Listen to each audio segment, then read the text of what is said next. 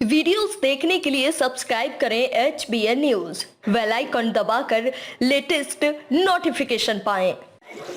नमस्कार, मैं हूं अंजलि तोमर HBN न्यूज से। आज मैं उपस्थित हूं जिला पंचायत वार्ड नंबर 36 के धनीपुर ब्लॉक के सफेदपुरा गांव में और मेरे सामने प्रत्याशी है लतेश राजपूत। तो चलिए आज उनसे जिला पंचायत चुनाव को लेकर कुछ बातचीत करते हैं। मैम, आपका HBN न्यूज में बहुत बहुत स्वागत है। धन्यवाद मैम। अब मैम, पहले आप हमारे दर्शकों को अपना संक्षिप्त परिचय बताइए। मैम, मेरा नाम कुमारी लतेश राजपूत है। मैं गांव सफेदपुरा से हूँ, ब्लॉक धनीपुर, वार्ड नंबर 36 से जिला पंचायत प्रत्याशी लतेश। मैम, मेरा अगला सवाल ये है कि आपके क्षेत्र में लोग आपको किससे जानते हैं, आपके नाम से, आपके काम से? मुझे क्षेत्र में मेरे भाई ललित राजपूत ने काफी संघर्ष किया है, काफी लंबे समय से समाज सेवा की है। इसी वजह से मेरे भाई को सभी जनता जानती है और काफी आशीर्वाद और काफी प्यार उनसे करती है।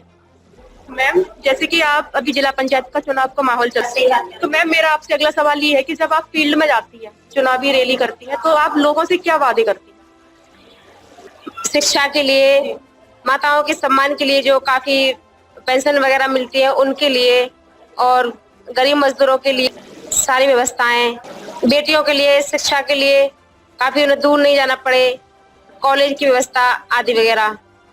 हम मैम, मेरा आपसे सबसे महत्वपूर्ण सवाल ये है कि जैसे आप भी एक लड़की हो, मैं भी एक लड़की हूँ, तो मैं आपसे जानना चाहती हूँ कि जो ग्रामीण क्षेत्र की जो लड़कियां होती हैं, आप उनकी शिक्षा, उनकी सुरक्षा के बारे में क्या सोचती हैं? शिक्षा सुरक्षा लड़कियों की काफी जरूरी है, क्योंकि मैं भी एक लड़की हूँ।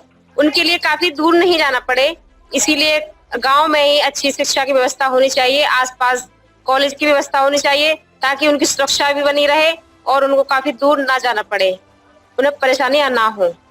मैम, आप जैसे चुनावी रैलियां कर रही हैं, आप अभी गांव-गांव जाती हैं, तो आपको वहाँ पे क्या समस्याएं नजर आती हैं? गांव में बहुत सारी समस्या होती है, जैसे खड़ंजे की, शिक्षा की, और गरीब मजदूर काफी दूर तक जाते हैं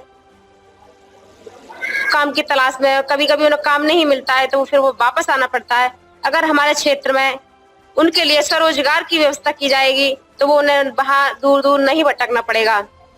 तो आज हमने बात की लतेश राजपूत जी से और उन्होंने हमारे सवालों के जवाब बहुत ही सही तरीके से दिए। तो चलिए अब हम बात करते हैं उनके बड़े भाई ललित राजपूत जी से बात करते हैं, जो कि मेरे सामने बैठे हुए हैं और अपने कुछ सवालों के जवाब अब हम उनसे जानते हैं। सर, पहले तो आपका HBN न्यूज में बहुत बहुत स्वागत है। बहुत बहुत धन्यवाद आप सभी का, यहाँ जो सभी पूरी टीम का मैं शुक्रिया अदा करता हूँ जो यहाँ तक आए हैं। सभी का स्वागत है, धन्यवाद करता हूँ। धन्यवाद सर। मेरा आपसे अगला सवाल ये है कि आप हमारे दर्शकों को अपना संक्षिप्त परिचय बताइए। मेरा नाम ललित राजपूत है, मेरा गांव सफेदपुरा है और क्षेत्र में एक समाज सेवी के तौर पे मेरी जान पहचान सभी क्षेत्रवासियों ने बनाई है।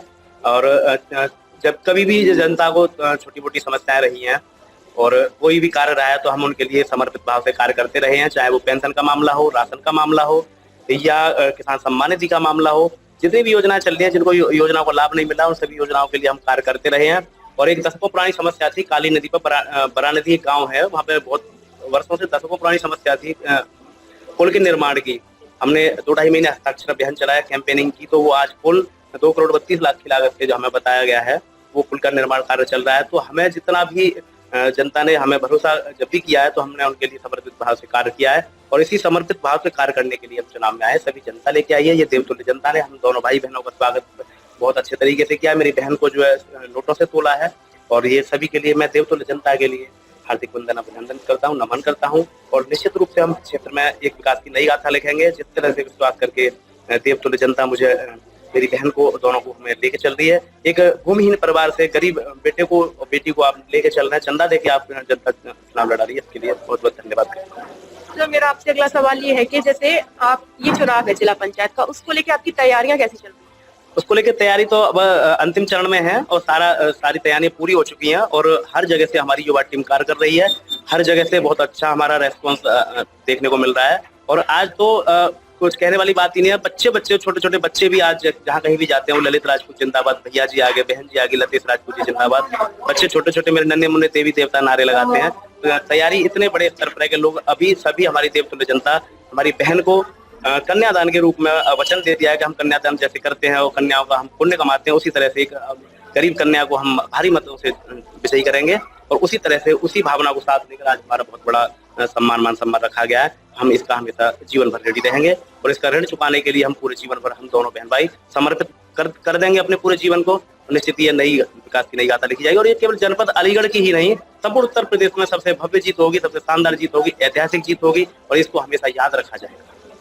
सर, मेरा आपसे अगला सवाल ये है कि आप जैसे चुनावी रैलियां करते हो, गाँव जाते हो, तो आपको वहाँ पे क्या क्या समस्याएं दिखती हैं?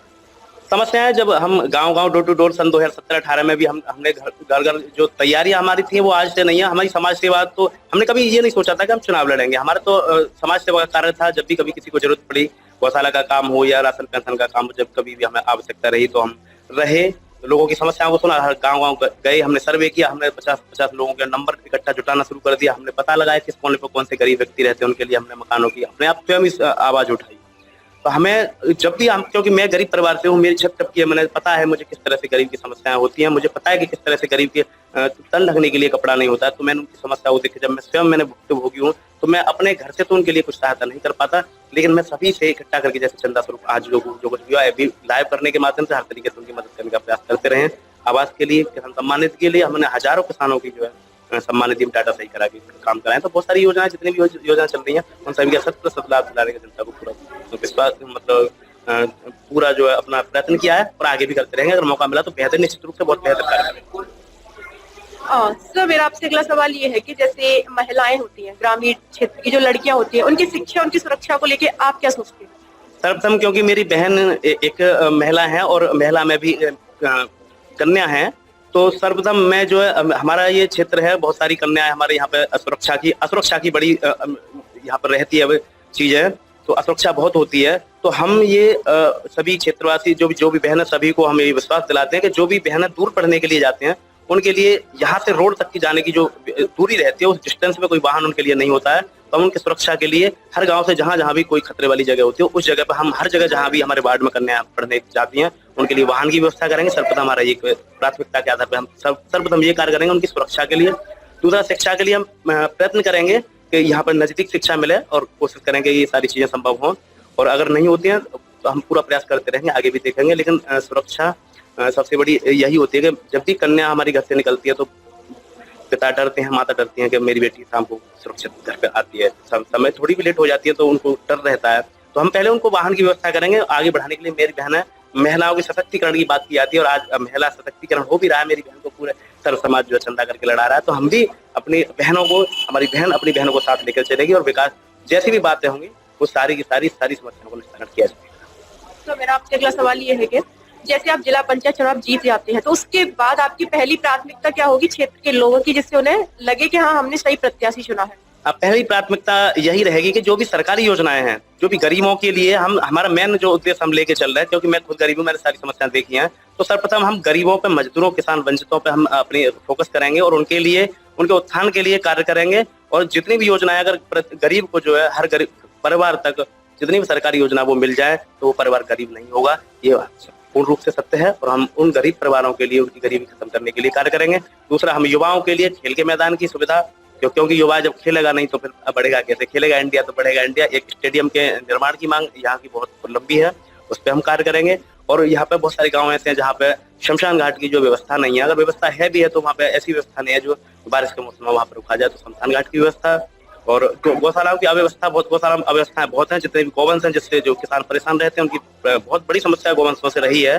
तो हम जितने भी गौशाला हैं उनको बढ़िया तरह से उनका संचालन की देखरेख और एक टीम गठित करेंगे जो मॉनिटरिंग इन चीजों की करेगी। जो भी क्षेत्रीय समस्या निकल के आएंगे उन सभी पे हम हर तरीके से उन पर कार्य करेंगे। तो मेरा आपसे आखिरी सवाल ये है कि जैसे जो सरकार की तरफ से योजनाएं आती हैं गरीब लोगों के लिए, तो क्या उन लोगों को उनका लाभ मिल पाता है?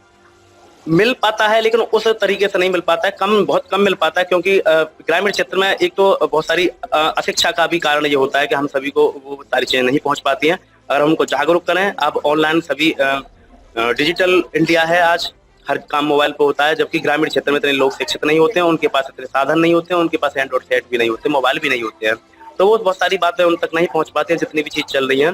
लेकिन ग्रामीण क्षेत्र के विकास के लिए हम जो सभी अपने जो भी युवा साथी हैं उनकी लिए इकट्ठा करके एक टीम के रूप में हम RAC का गठन, मैंने पहले भी इस बात का जिक्र किया था, रैपिड एक्शन कमेटी हम हर गाँव में बनाएंगे जो कि तुरंत ही एक्शन लेगी, कोई भी समस्या रहेगी तो हम हर गांव से बेहतर टीम बना के कार्य करेंगे। युवाओं की, अच्छे हमारे युवा साथी पढ़े लिखे जितने भी हैं, वो शिक्षा पर हम विशेष रूप से ध्यान देंगे क्षेत्र की शिक्षा।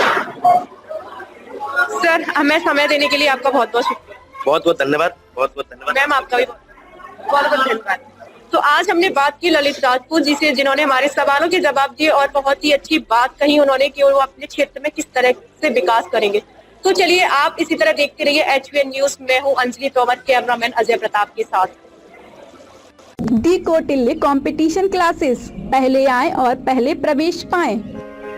सभी अभ्यर्थियों के लिए UPSI GD कांस्टेबल के आधार पर परीक्षा कराई जाएंगी। परीक्षा में प्रथम आने वाले 3 अभ्यर्थियों के लिए कोचिंग संस्थान द्वारा निशुल्क शिक्षा। परीक्षा में द्वितीय आने वाले 5 अभ्यर्थियों के लिए 40% की छूट। परीक्षा में तृतीय आने वाले 20 अभ्यर्थियों के लिए विशेष छूट। नोट: नियम एवं शर्तें लागू। Director Raj Thakur sir, Meera complex, एटा चुंगी, GT road, Aligarh. Mobile number 8535022214, 6397847915।